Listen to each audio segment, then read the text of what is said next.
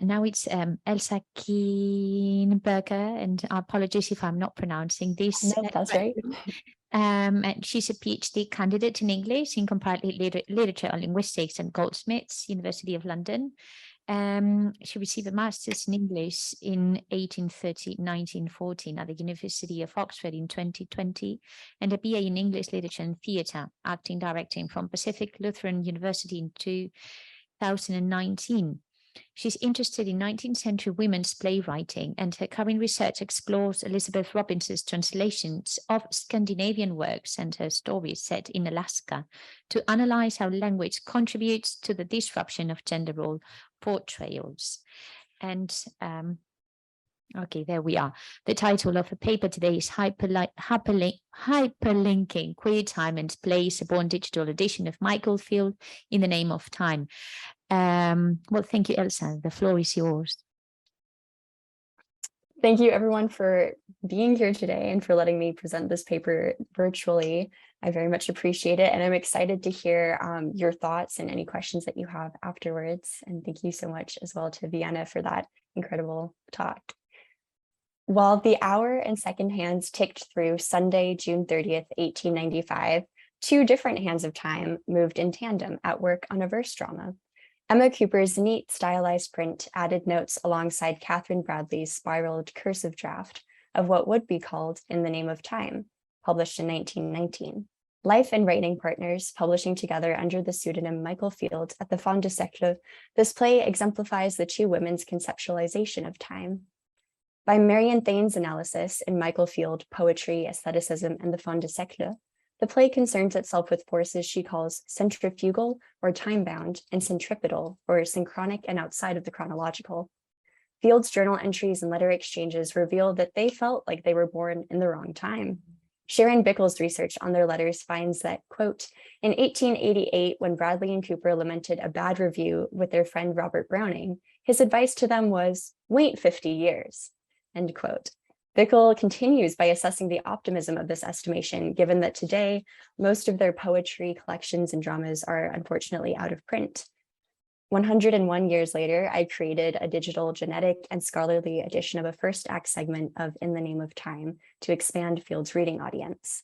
This project was constructed and carried out from November 2019 to March 2020 during my time as a master's student at the University of Oxford, and it was for a course on bibliography led by Dr. Dirk van Hule and Dr. Freya Johnston.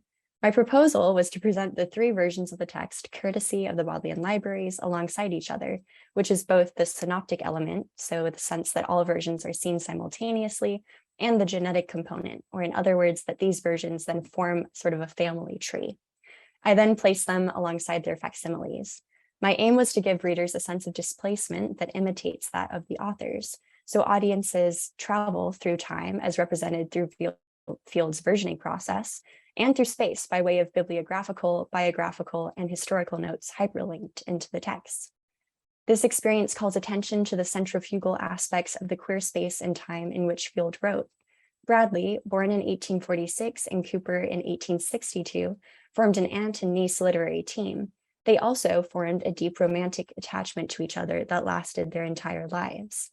According to Jack Halberstam's definition of queer, it refers to non-normative logics and organizations of community, sexual identity, embodiment, and activity in space and time. Living in a same-sex relationship in a culture that condemned homosexuality, these two queer women not only knew how to put on a performance for their peers, but under the male pseudonym Michael Field, they both played into and transcended heteronormative constructs of identity. Together, they produced 30 verse dramas, of which only 27 were published during their lifetimes. Although at first contemporary critics agreed the literary scene was witnessing a new poetic genius, after their gender and collaboration were revealed, they were generally excluded from critical praise. In the Name of Time was never performed for an audience, yet its composition history interlinks with the only Field play ever to have a production. The historian Adolphus Ward had recently written about the Middle Ages, and the dramatists were particularly interested in the background of the Frankish prince Carloman, who converted to Christianity and chose a monastic life over his crown. According to Ivor Treby's dates in the Michael Field catalog, Field's research began in April of 1889, and in May, Bradley journaled, "On Wednesday I read at the British Museum, learning much of Carloman. Its 6-year progress period, one of the longest for a field drama, doubtless owes its length to the fact that another drama of theirs was written in the interlude. A Question of Memory takes place during and is also about the Hungarian Revolution of 1848, making it the least historical and most contemporaneous play of theirs. In a sense, Field's imaginations help them traverse time and space, carrying them from England's age of decadence to the Frankish Empire of the 700s and to mid-19th century Hungary. Produced through J.T. Grind's independent theatre at the Opera Comique in London, A Question received harsh critical reception of its October 27, 1893 performance. Field had a slow recovery period after this disappointment, but the dates in the Bodleian manuscripts reveal that by June of 1895, they had returned to work on In the Name of Time. By August, they had completed the play, but set it aside for posthumous publication due to publishing challenges. Bradley's will appointed the poet Thomas Sturge-Moore as her and Cooper's literary executor to oversee the publication of it and 2 other unpublished plays, along with any other journal materials he saw fit. In 1919, he published In the Name of Time based on Field's fair copy with his own editorial changes or acceptance of printer changes to accidentals, which namely were the punctuation and the formatting. Although he strove throughout his life to promote Field's work, he does at times censor it. For example, in his introduction to 1923's A Selection from the Poems of Michael Field, edited with Mary C. Sturgeon, he writes, "I have not hesitated to remove lines and stanzas where I felt certain the whole could thus be made more complete." In other words, he admits to revision based on his own subjective opinion of completeness. Although the W.W. Gregg and Fredson Bowers theory of copy text usually sanctions first editions, Bowers argues that we should select that manuscript document as copy text, which best preserves the accidentals of the author's period and district when possible. In this case, Field's fair copy manuscript in Cooper's hand is a more representative document compared to that approved by Sturge-Moore.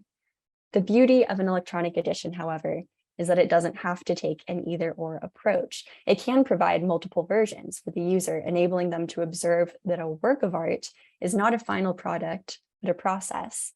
Despite the electronic formats of online texts of In the Name of Time, they remain just that, online, not digital editions. And here's what I mean by that. So ProQuest produces a transcription and Babel Hoffitrust displays a facsimile of the 1819 version of In the Name of Time. So both of these emulate an experience similar to reading physical texts. I replaced their single copy text approach with a multi-textual synoptic approach that incorporates the fair copy and 2 more versions of Act 1 taken from Field's manuscripts. Another departure my work takes is that it engages with other opportunities available through the electronic format, such as hyperlinking images and websites within the text, which you saw on an earlier slide. My movement away from a copy text and towards a synoptic genetic approach aims to emphasize the concept of time and the fluidity of text. And this term has been theorized in John Bryant's 2002 The Fluid Text, in which he writes, quote, "The only definitive text is a multiplicity of texts," end quote. Additionally, time functions differently when considering text from a fluid perspective, according to Bryant. This primarily affects authors in revision who exist, it may be said, not in the linear sequence of their words, but in the shifting tides of the language they use, in their choice of words and the distance between one choice and the next. In this sense, readers using the digital edition gain inside perspective on differences between Bradley's and Cooper's writing techniques, while always remaining at the same time outside of the process. In contrast, Sturge-Moore's edition of their play, which replaces some of their choices with his own decisions, interrupts their voice with his own. By using only Field's work, this new edition restores the integrity of Bradley's and Cooper's voice. My synoptic approach to presenting Field's play uses principles of genetic editing and text comparison to focus on their creative process. Famously, Hans Walter Gabler created a synoptic edition of James Joyce's Ulysses, using diacritical signs, like you see on the screen here, to represent a linear genetic reading.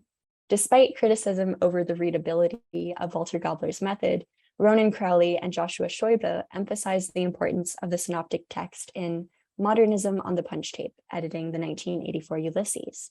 They argue that its, quote, real strength lies in its capacity to provoke genetic close readings that are alive to the drama of composition, end quote. Although I decided ultimately against creating a linear synoptic text like Walter Gobler's, the website renders words, syntax, and sentences with textual variations in blue lettering. Readers can choose whether or not to hover over this lettering and see the other variations appear above the line. In this way, Field's intended text is always visible, and their past and future variations invisible, depending on reader curiosity. Further choices on the digital user's end arrive through its additional resource as a scholarly edition. The decision to include editorial notes represent my attempt to help transport readers across space and time in a more obvious way. These notes fall into 4 categories: definitions, references, and editorial explanations. To accommodate access for users without subscriptions or school university access to resources such as the Oxford English Dictionary, most of my hyperlinked notes lead to open access, non-peer-reviewed sources. While this destabilizes the veracity of notes that constitute a scholarly edition, it also undercuts the elitism often involved in critical scholarship. Moreover, in scholarly editing in the computer age, Peter Schillingsberg uses the term scholarly edition for editions that preserve or rescue a work of artistic, social, intellectual, or historical importance as an artifact. While I wouldn't describe my edition as so heroic, it does ensure that Field's versioning history is remembered. It attempts the defiance of time, which is in fact how Field describes the first act in a note. My edition similarly attempts to defy time to reconcile their work across temporality and place, which is an exploration that Ana Parejo Vadillo delves into throughout her article, Outmoded Dramas, History and Modernity in Michael Field's Aesthetic Plays. If, as she analogizes, quote, history is for them a screen upon which to discuss the contemporaneous, end quote. This edition, this digital scholarly edition, seeks to then literalize the screen they use and turn it into both a portal to the past and a way to engage with the present day. On a practical level, what are the options to transform it from a physical to a digital form?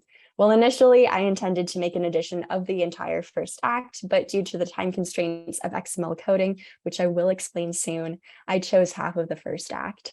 Instead, my edition ends with a monologue by Genevieve, Carloman's abandoned wife, because it occurs roughly halfway through this act, but also because it introduces readers to the voice of the only female character in the play.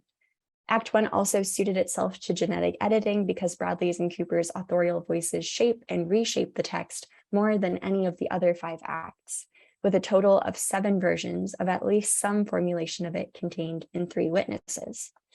For the purposes of this edition, I use Schillingsberg's definition of version, one specific form of the work, the one the author intended at some particular moment in time, and also Almuth Gression's definition of witness, a written document that witnesses of a text genesis. In Field's case, the witnesses are notebooks with ruled pages, sometimes with extra pasted pages of ruled and unruled leaves. Of the 7 versions of the play, I only use 3 in this edition due to my project parameters. As Siegfried Scheibe writes, quote, each version shows the work as it represents a specific point in time and a concrete phase of the author's personal, artistic, and ideological development. The versions I chose display key genetic shifts as Field works through how to convey their ideas to an audience. I chose to digitize a transcription of MSS English poet C36 because it is the last version they worked on, and as previously discussed, the fair copy that Field intended for publication. Manuscript 110 contains 2 versions of the entire first act, which I labeled chronologically and referred to as 110A and 110B. It also includes fragments of the first act, which I call 110C. The versions in this witness predate the fair copy because they were written from the 25th of June in 1895 until early August. But Bradley writes actually final version on the leaf before the 110B version, even though this predates the fair copy, the C36. Whereas 110B most closely resembles 110A's genetics, and both are in Bradley's handwriting, only 110B has edits in Cooper's hand. I included these 2 versions to display more minute genetic differences when compared to each other, and larger genetic differences when compared to fair copy C36. Meanwhile, I don't use the other witnesses because they did not align with my project parameters, but also out of a deference to Field. I chose to focus on first act versions written through to the end of the act to make digital comparison more uniform, and therefore did not include the 110C fragments. Manuscript 109, however, not only contains a full-length version of the play, it serves as a missing link or a genetic bridge between manuscript 110 and photocopy C36. 109 has multiple versions. What I call 109A, it tests out an alternate opening before returning to 109B with the original opening, and then it proceeds uninterrupted to the end of the play. A few pages before Bradley ends the 109A segment, however, she explicitly writes not to be printed. Erring on the side of caution in case the statement applied to the entire witness, I did not use any of 109A or B out of respect for Field. Having then chosen the text, I converted them to digital formats. In order to center the changing nature of Field's writing process, I photographed and made semi-diplomatic transcriptions of the 3 versions I mentioned above. The digital editions course taught by Emma Huber at the Taylor Institution Library gave me the tools to translate my transcriptions to XML format through the Oxygen editor application. But I introduced alterations to Field's text because of my newness to the system. For clarification, XML, which is extensible markup language, is a meta language, sort of like HTML. It's used to encode a text for computer processing on websites that the Taylor digital editions. And it should be noted that this processing then requires an additional program run by Emma Huber on these finalized XML files. So the Text Encoding and Interchange Consortium describes XML as, quote, marks within a text intended to instruct how a particular passage should be printed or laid out, end quote. In this edition, marks include speakers, line breaks, textual additions, and much more, yet incorrect markup or failure to use it thereby misrepresents authorial intent. After Huber created and sent me a base XML file in the format consistent with other Taylor digital editions, I began the process of encoding the transcriptions of Field's versions and adding my own editorial notes. To display the genetic differences between texts, I needed to create a collation of the 3 manuscript versions. Each difference between the versions requires a choice and choice code, and almost every line in the first half of Act 1 has some form of variance. So the time-consumptive collation and the choice coding are the 2 reasons that I shortened the edition to the first half of the act. But some of the changes that I introduced into the text through my XML file were luckily more minor than others, but still accidents, and the slide here shows what these were. I was also restricted by the fact that editors cannot create their own markup codes, but must refer to a list of pre-existing ones in the TEI guidelines. So overwritten text, for example, does not have a coded representation in XML. So I replaced cases of this with deletions. And on this slide, you can see all the instances of overwrites in C36, where the original letter is written underneath in brackets. These display Field's writing quirks and self-editing almost in real time, but the program does not always have the sophistication to showcase these moments. This is one of the many reasons the accompanying facsimiles are vital to the digital edition. They do provide the best representation of Field's work. Meanwhile, other aspects of my XML coding unintentionally misrepresent the transcription and make it difficult for users to navigate and understand. Some of the digital transcriptions contain speaker names without dialogue, which does not accurately reflect the facsimile. In her appraisal of eclectic editing, Elena Pierasso warns that, quote, an incorrect assessment of the temporal phenomena involved may lead to an unfruitful and misleading complication of the encoding, or to versions of a text that never existed, end quote. Despite my efforts to portray each version of Field's vision, my edition sometimes presents an eclectic version because I could not find markup language to describe certain aspects of the text. Although my edition meets my objective to displace readers in Field's play, sometimes instead of revealing new aspects of Field's work, it just detracts. Audiences engaging with the digital text expect to travel through time and space through their engagement with dynamic interfacing, and they also have the ability to influence it. As Jerome McGann points out in Coda, Why Digital Textual Scholarship Matters, quote, in a digital text space, readers get described as users, actively, so to speak, choosing to follow links to other materials that are often located elsewhere, end quote. One feature of all Taylor digital editions is that it makes all of the XML files downloadable under Creative Commons. Users can look at the XML and collectively suggest improvements to the digital representation of the texts. Print copies do not always stand the test of time, but one of the conditions of the digital text is that it can be updated in the future. This digital scholarly edition of an Act 1 segment from In the Name of Time employs the dimensions of an electronic format to emphasize the role of time and space in Field's editorial process and in their text itself. It combines digital features to somewhat disorient reader users so they feel chronologically and spatially displaced, like Bradley and Cooper did during their lives.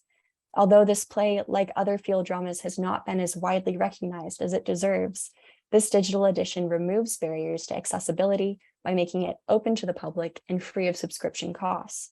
Field's legacy will therefore live on through visitors' interactions with it and through later XML updates. At the end of Act 1, Genevieve says to the Frankish Count Markomir, "There is no sin like that of looking back. When one has sinned, whatever one attempts, if perfected in patience, brings reward." Certainly, this edition contains many editorial sins and sometimes a short patience on the editor's part. Any rewards are a testament to the way that Bradley's and Cooper's writing transcends the field of heteronormative time and space. Thank you.